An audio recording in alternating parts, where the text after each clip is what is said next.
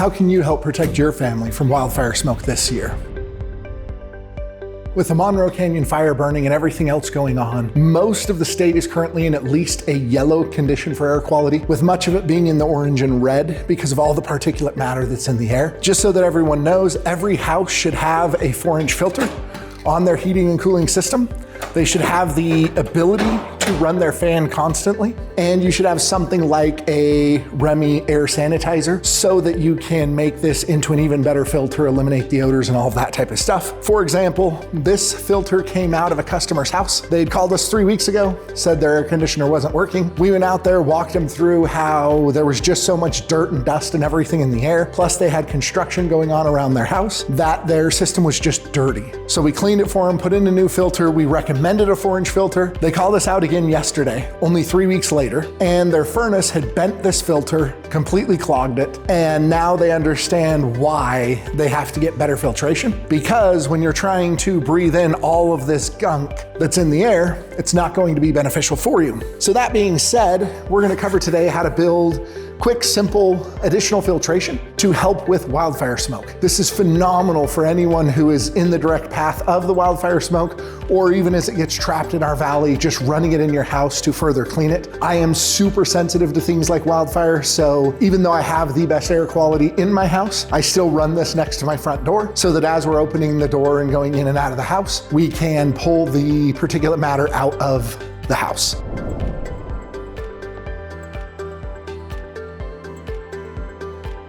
So first, we're gonna do a very basic one. All you need for this is a 20-inch box fan. Depending on where you buy them, they're gonna be 20, 25 bucks. It does come with little feet. You will want to take and slide those in to their designated slots in the back.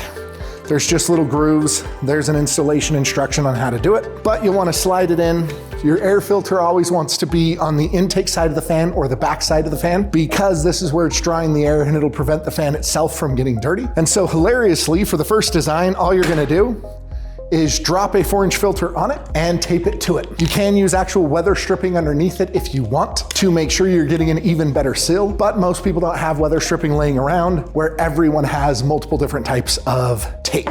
So in this example, you're just going to take and tape this filter to it, sealing up everywhere you can, because that way air won't bypass. And as you tape this to the actual fan itself, you're setting it up so that it's going to draw almost all of its air through the filter so that you're cleaning all of the air coming into the house. And this side is a little easier to do before you put the feet on, but we'll make it work.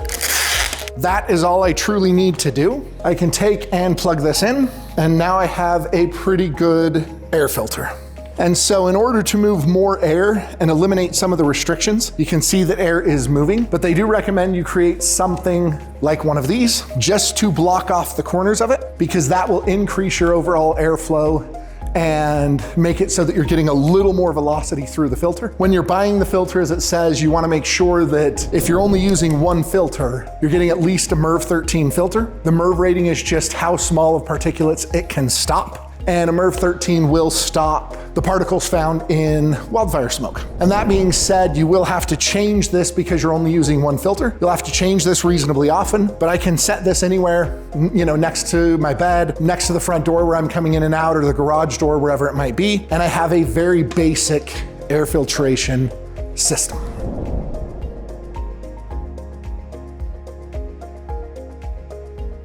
Now let's build a nice one, because at least for me personally, I'm gonna have to change that filter far too often. I'm gonna have to do all of that I personally do not necessarily like this methodology. And so I wanna build something that's going to have more air filtration and a better static pressure. Easiest way to do that is we're gonna grab multiple different filters so that we can actually build a box out of the filters. So first, I'm gonna take and just start building my box. Because these have cardboard going down the side of them, they're reasonably easy to tape together. You're just going to line it up, follow it down, and you're done. And so then I have that part of my box already set up. Then I'm gonna do the same thing on the next side. And so again, I'm just trying to seal it up, make sure I'm not gonna have any of this smoke or anything bypassing my filters. And I wanna make sure they're going to create a nice seal. So by doing it this way, you see that we're getting basically 5 times the surface area because we're using 5 filters compared to 1. This means we're gonna have to clean it less often.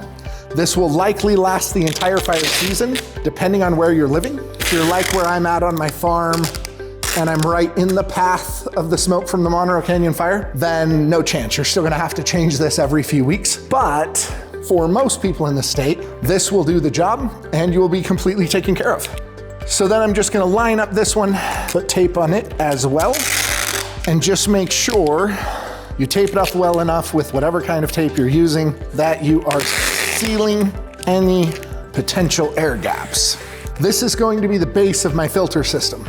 So you want something to lift it off of the ground because you're gonna be pulling air from every side, including the bottom. So all I've got is some PVC couplers from our shop, and I'm just gonna put those around. So now I can just flip this over, set my filters right on it, and I should have told you, and I should have paid attention. Because you're using a box fan, it doesn't matter, but you do wanna make sure the wires are on the back side if you're putting it into your heating and air conditioning system. On a box fan, it doesn't actually matter because it's not gonna pull hard enough to pull through your filter. So for this one, I'm gonna use a little bit more expensive fan. So this one, instead of being $25, is about $35.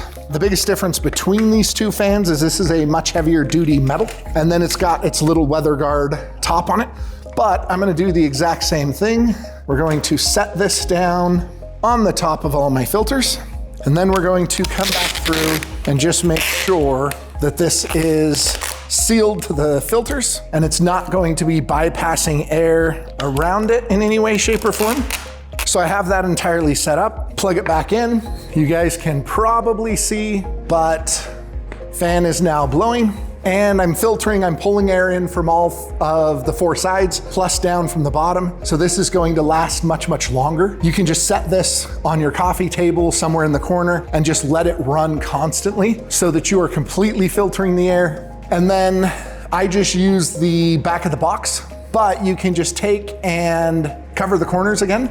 I covered about 1 inch on each of the sides. And then I covered these corners where you can see these side vents are, because if you just cover those up, it'll increase your velocity through here and it'll increase the amount that you are actually filtering as this runs. And the beauty of this is, now granted, these filters can be more expensive from like Home Depot or any of those places, but we get them for between $2 and $5 depending on how high of quality of a filter you want. So even with 5 of them, you're 10 to 25 bucks.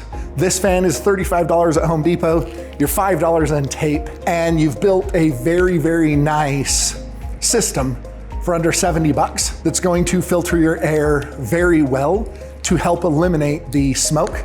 And most people in this smoke struggle to breathe, they struggle to sleep, they feel more tired, they feel less energy, all because of how much dirt, dust, debris, particulate matter is in the air from the fires. If you want to pick these filters up from us, best way to do it is by the case. When we stock them here in our shop, we won't mark them up for you. We can also put them on will call in Salt Lake if you're in Salt Lake County, or a number of different places. So give us a call and we will get you taken care of so you can build your own filtration system to help with all the wildfire smoke. So I hope you enjoyed. These are 2 simple ways to filter out more wildfire smoke.